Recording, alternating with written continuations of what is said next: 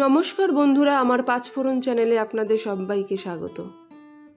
অনেক দিন আপনাদের সাথে কোনো মিষ্টির রেসিপি শেয়ার করিনি, তাই ভাবলাম আজকে মিষ্টি জাতীয় কিছু খাবার আপনাদের সঙ্গে শেয়ার করি। আগে একবার আমি করেছিলাম কলার মালপোয়া, আজকে আপনাদের করে দেখাবো ছানার মালপোয়া। পুরো রেসিপিটা দেখুন আর অবশ্যই জানাবেন আমার এরকম ছানার মালপোয়া আপনাদের কেমন লাগলো। আমি 100 গ্রাম ছানা নিয়েছি। ছানা আপনারা যে কোনো মিষ্টির দোকানে পেয়ে যাবেন, আপনারা মিষ্টির দোকান থেকেও ছানা নিতে পারেন, কিংবা ঘরেও আপনারা দুধ লেবু দিয়ে কাটিয়ে ছানা আপনারা তৈরি করে নিতে পারেন। ছানাটাকে আমি একটা প্লেটে নিয়েছি। ভালো করে হাতের সাহায্যে ছানাটাকে কিন্তু গুঁড়ো গুঁড়ো করে নিতে হবে। বেশি চটকানোর দরকার নেই, সামান্য গুঁড়ো গুঁড়ো করে নিলেই হবে। 100 গ্রাম ছানার সঙ্গে আমি নিয়ে নিচ্ছি 80 গ্রাম মতন ময়দা, মানে 1 কাপের থেকে কিছুটা কম। নিয়ে নিচ্ছি 80 গ্রাম মতন চিনি,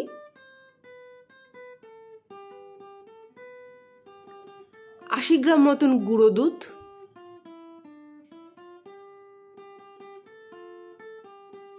হাফ চামচ মতন গোটা মৌরি। এগুলো খুব ভালো করে একটা চামচের সাহায্যে কিন্তু মিশিয়ে নিতে হবে। সব উপকরণগুলো ভালো করে মিশিয়ে নিতে হবে। ভালো করে মিশিয়ে যাওয়ার পর আমি এখানে দিয়ে দেব 250 ml মতন লিকুইড দুধ। দুধটাকে অল্প অল্প করে ঢালবেন, অল্প অল্প করে ঢেলে মিশিয়ে নেবেন। দুধের সাথে সব উপকরণগুলো ভালো করে কিন্তু গুলে নিতে হবে। আপনারা কিন্তু হাতের সাহায্যেও এটা ভালো করে গুলে নিতে পারেন, আমি চামচ দিয়ে করছি। ভালো করে ফেটিয়ে নিতে হবে। চিনিগুলো যাতে প্রপার গলে যায়, তাহলে সেটার দিকেও আপনাদের কিন্তু লক্ষ্য রাখতে হবে।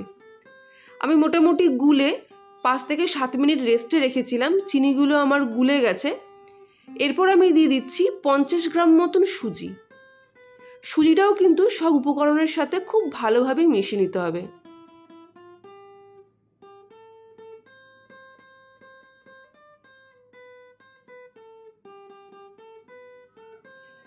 এই মিশ্রণটি খুব পাতলা জলের মতন হবে না, আবার খুব ঘনও হবে না। ঠিক দেখতেই পাচ্ছেন মিশ্রণটির টেক্সচারটা কিন্তু এরকমই হবে।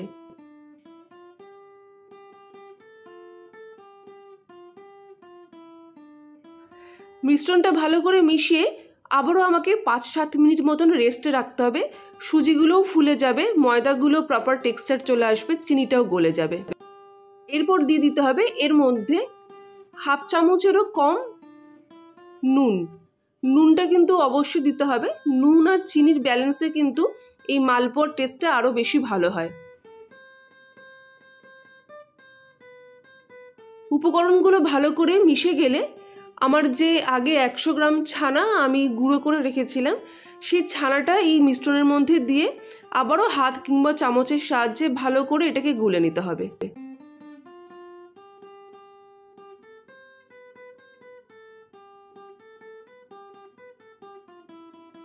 খুব ভালোভাবে এটা গুলবেন, যাতে তার এর মিশ্রণের ভেতরে ছানার যেন কোনো দানা দানা না থাকে।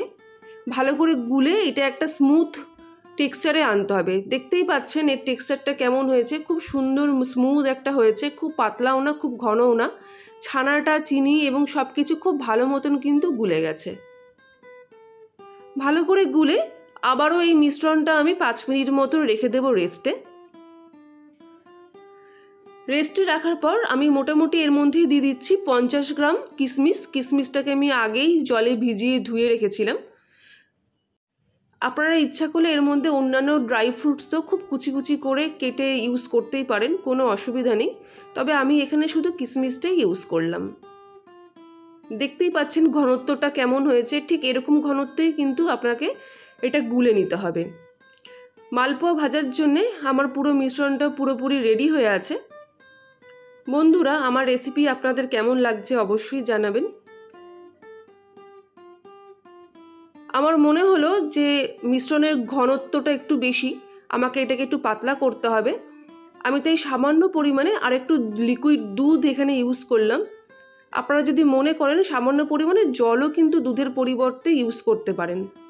দেখুন টেক্সচারটা আমার এখন এরকম হয়েছে।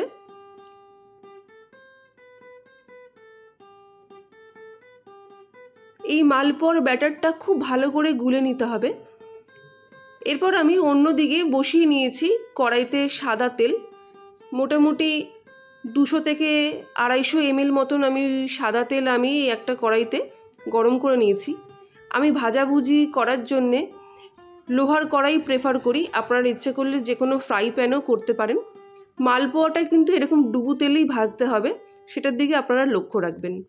আমার তেল গরম হয়ে গেছে, কড়াইটা আমি হাই ফ্লেমে দিয়ে তেলটা গরম করে দিয়েছিলাম, কিন্তু তেলটা হাই ফ্লেমে গরম করার পর গ্যাসের ফ্লেমটা কিন্তু আপনাদের মিডিয়াম টু লো করে নিতে হবে। মিডিয়াম টু লো করার পরই কিন্তু এর মধ্যে মালপোয়ার ব্যাটারটা দিয়ে মালপোয়াটা ভাজতে হবে। আমি একটা ডাবুর সাহায্যে 1 ডাবু করে আমি ব্যাটারটা তুলে নিলাম মালপোয়ার কড়াইতে, তারপর দিয়ে আমি মালপোয়াগুলো ভেজে নিচ্ছি। 1 ডাবু করে দিয়ে দিলাম, মোটামুটি 1 ডাবু করে দিয়ে দিলে এরমভাবে গোল একটা শেপ আসবে। 1 ডাবু দেওয়ার পর ব্যাটারটা মালপোয়ার মোটামুটি 2 থেকে 3 মিনিট আপনারা নাড়াবেন না, মিডিয়াম ফ্লেমেই রাখবেন। তারপর একটা চামচ বা খুন্তির সাহায্যে হালকা করে উল্টে দেবেন। এইভাবে কিন্তু আস্তে আস্তে 2বার কি 3বার উল্টে মালপোয়াগুলোর ব্রাউন কালার আনতে হবে। খুব সাবধানে ভাজবেন যাতে ভেঙে না যায়। দেখতেই পাচ্ছেন আমার মালপোয়াগুলো লালচে ব্রাউন কালার এসছে। ঠিক এরকম সময় মালপোয়া আমাকে তুলে নিতে হবে। আপনাদের আমার ছানার মালপোয়া কেমন লাগলো অবশ্যই জানাবেন। ডেসক্রিপশন বক্সে আমি সব ইনগ্রিডিয়েন্টস দিয়ে দিই, দেখে নেবেন। আরও অন্যান্য রেসিপিও আমার ডিসক্রিপশন বক্সে লিঙ্ক দেওয়া থাকে, অবশ্যই দেখে নেবেন। যারা এখনও আমার চ্যানেল সাবস্ক্রাইব করেননি অবশ্যই আমাকে সাবস্ক্রাইব করবেন। সামনে দুর্গাপুজো আসছে, আমাদের বাঙালিদের উৎসব। আপনারা কিন্তু এই সময় বাড়িতে কোনো মিষ্টি জাতীয় জিনিস তৈরি করতে চাইলে অবশ্যই ছানার মালপোয়াটা ট্রাই করতেই পারেন। আমাকে কমেন্ট বক্সে জানাবেন আপনাদের কেমন লাগলো। প্রথমটার মতন ঠিক একইভাবে পরপর আমি সব মালপোয়াগুলো ভেজে তুলে রাখলাম।